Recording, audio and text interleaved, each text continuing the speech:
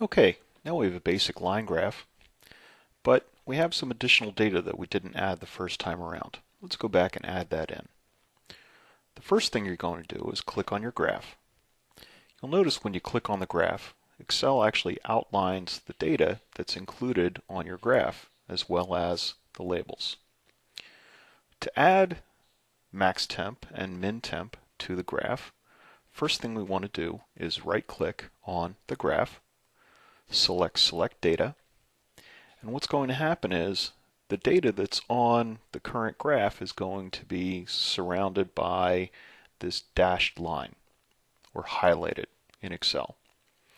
To add additional data, we go back and do pretty much the same thing we did when we initially selected data, and that is to just click and drag on the entire set of data that we want to include in our line graph.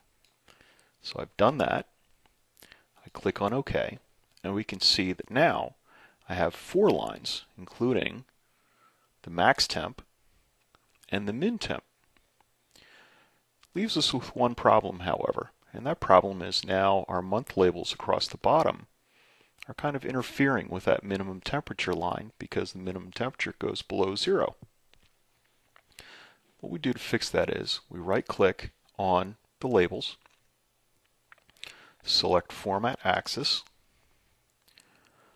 go to Axis Labels, select Low, click Close, and now our axis labels are just where we want them to be so that all of the data in the line graph is easy to read.